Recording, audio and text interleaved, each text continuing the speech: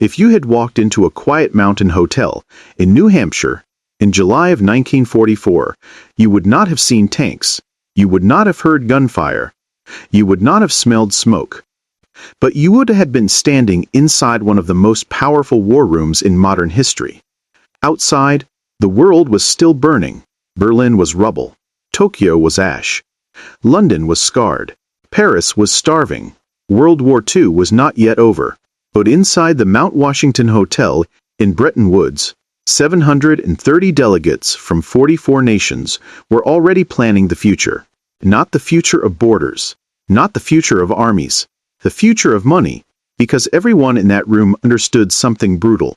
Whoever controlled the post-war monetary system would control the post-war world, and only one country walked into that conference with real leverage: the United States. To understand why, you have to understand what the war actually did to global power. For centuries, Europe had been the center of finance. London moved capital. Paris funded industry. Berlin built machines. But two world wars shattered that dominance. Factories were flattened. Railways twisted. Ports destroyed. Treasuries emptied. Britain had sold its overseas assets to survive. France was drowning in debt. Germany had collapsed into ruin. The old European financial order was finished. Across the Atlantic, something very different had happened. The United States had turned war into production. Its factories ran day and night. Its shipyards launched fleets.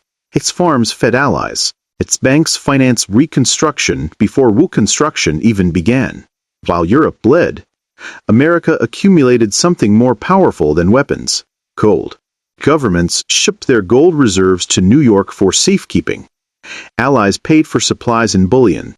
Nations fleeing invasion moved their treasure across the Atlantic. By 1944, the United States held nearly two-thirds of the world's official gold reserves. Fort Knox was not just a vault. It was the center of gravity of the global economy, and everyone at Bretton Woods knew it. The world needed stability. After the Great Depression and the chaos of competitive currency devaluations in the 1930s, global trade had nearly collapsed. Exchange rates swung wildly. Confidence evaporated. Protectionism spread. The gold standard had broken under pressure. Nations printed money to survive. Inflation and unemployment spiraled. The war only made the instability worse. So the delegates gathered in that quiet hotel with one objective: design a system that would prevent another collapse. Two men dominated the intellectual battle: John Maynard Keynes of Britain, Harry Dexter White of the United States. Keynes understood the danger. Britain was financially exhausted. Its empire was weakening. Its future depended on American credit. He proposed a neutral global currency, something he called the banker. A currency not tied to any single nation. System that would prevent dominance. A world where power was balanced. It was elegant. It was visionary. It was dead on arrival. Because America had the gold, Harry Dexter White had a simpler plan. Instead of creating a neutral currency, the world would use the United States dollar. Under the Bretton Woods Agreement, every major currency would be fixed to the dollar, and the dollar would be convertible into gold at $35 per ounce. Gold anchored the dollar. The dollar anchored the world.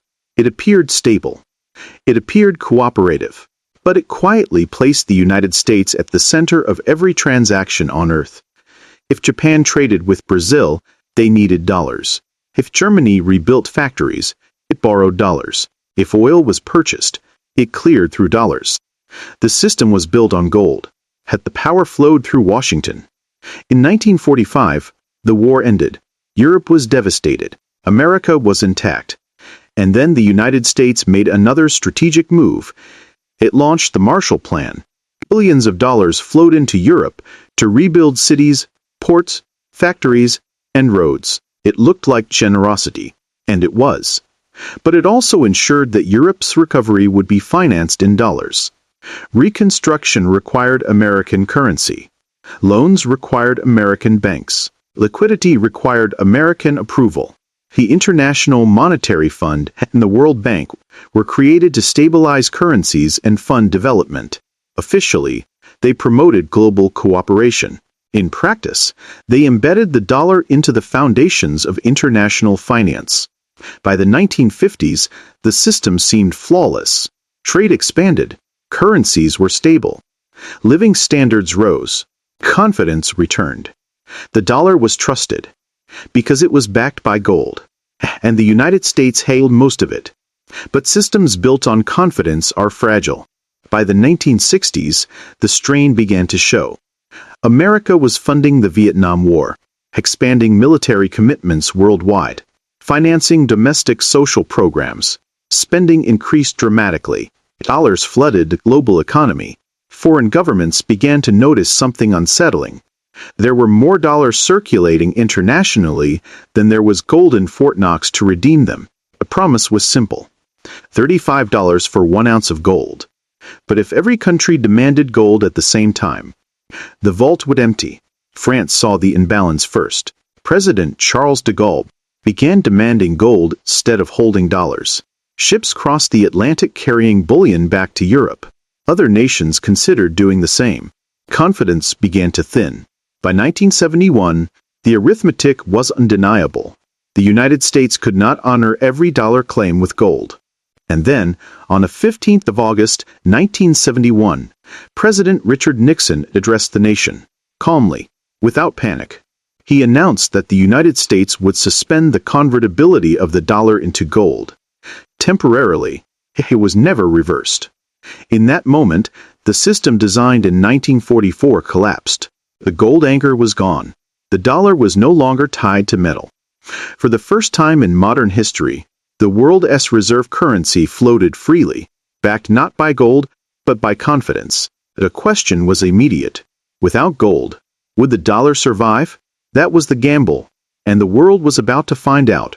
If you could stand in the Oval Office on the evening of the 15th of August, 1971, you would not have heard panic. You would not have seen soldiers. You would not have seen flames in the streets. You would have seen a president sitting behind a wooden desk, speaking calmly into a camera. But in that quiet room, the financial architecture of the modern world was being detonated. The United States had just severed the final link between the dollar and gold. For 27 years, the global system had rested on a simple promise. Dollars could be exchanged for gold at $35 an ounce. Now that promise was gone. No warning, no global vote, no negotiation. Just a televised announcement. The anchor had been cut, and by every rule of economic gravity, the dollar should have fallen into the abyss. It did not. That is the real story. When the gold window closed, foreign governments held mountains of dollars. They had trusted those green pieces of paper because they were convertible into metal. Now they were holding paper backed only by the word of Washington. France was furious. Germany was nervous. Japan was calculating. Inflation was already rising in the United States. The Vietnam War had been financed with deficits. Social programs had expanded. Dollars had been printed faster than gold could be mined. Without gold as discipline, there was nothing to stop the presses. The early 1970s became a storm. Currencies floated. Exchange rates swung wildly. Oil prices began to climb. Confidence trembled. The dollar lost value. Gold surged. Markets convulsed. It looked like the beginning of the end. While economists debated on television, diplomats were boarding planes, because if gold was gone, something else had to replace it. In 1973, another crisis erupted. War broke out in the Middle East. Oil-producing nations imposed an embargo. Energy prices exploded. Gas lines formed in American cities. The global economy slowed to a crawl. And in that chaos, Washington saw an opportunity. The most important commodity on Earth was no longer gold. It was oil. Every industrial economy depended on it. Every military machine required it. Every factory burned it. Control oil, and you influence the world.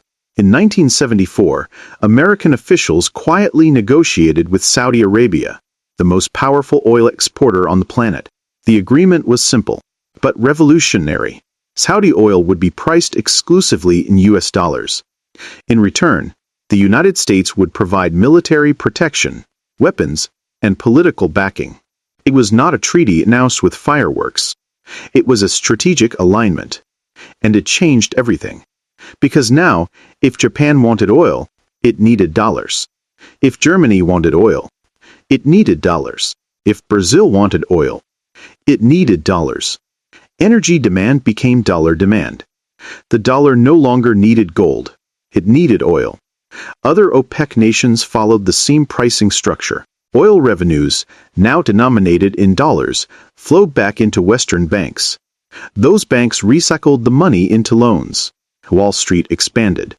Treasury bonds multiplied. A new system was born. Not Bretton Woods, not gold, but what would later be called the petrodollar era. The dollar was no longer backed by metals stored in vaults. It was backed by global necessity. This changed the internal dynamics of American power. Under the gold standard, excessive spending risked draining reserves. Under the petrodollar system, deficits could be financed by issuing debt that the world eagerly bought. Foreign governments accumulated U.S. Treasury bonds because they needed dollars for trade. Oil exporters reinvested their surplus into American assets. The United States could run persistent trade deficits and budget deficits without immediate collapse. The constraint had shifted from gold to confidence. And as long as the world believed the dollar was indispensable, the machine could run. Through the 1980s and 1990s, this system deepened. Financial markets grew more complex. Capital moved at the speed of light. Sanctions became a geopolitical weapon because most international transactions cleared through dollar-based systems. The dollar became more than currency. It became infrastructure. To be locked out of the dollar system was to be locked out of global trade. That power had not come from gold bars. It came from network dominance. But systems built on trust and necessity are powerful and fragile. In 2008, the financial crisis shook confidence in American banks. The Federal Reserve responded by creating trillions of dollars in liquidity. Quantitative easing would have been impossible under a gold-backed regime, yet the world absorbed it. Treasury bonds were still purchased. Oil was still priced in dollars. Global trade still cleared in dollars. The system bent, but it did not break. However, new tensions emerged. Rising powers began to question whether reliance on a single currency made them vulnerable. Sanctions froze foreign reserves. Alternatives were discussed. Bilateral trade agreements bypassed the dollar in small but symbolic ways. The same structural anxiety that haunted Britain in the early 20th century now whispers in policy circles again. Because reserve currency status is not permanent. It is maintained. It depends on economic strength, military reach, financial depth, and above all, collective belief. A 1945 deal anchored the dollar to gold. A 1974 deal anchored it to oil. The decades that followed anchored it to the architecture of globalization itself. Today, the dollar rules not because it is backed by metal, but because it sits at the center of trade, energy, finance, and security. But history offers a quiet warning. Every reserve currency in history has eventually been replaced. The Spanish silver dollar, the Dutch guilder, the British pound, each once seemed eternal. Each eventually yielded. The question is not whether the system built after 1945 and reinvented in 1971 will change. The question is when and what replaces it. Because when the dollar closed its gold window, it should have collapsed. Instead, it evolved. And the world we live in, the debts we measure, the oil we burn, the sanctions we watch on the news, are all consequences of that evolution. Gold was tangible. Oil was strategic. Confidence is invisible. And invisible foundations are the hardest to see until they crack.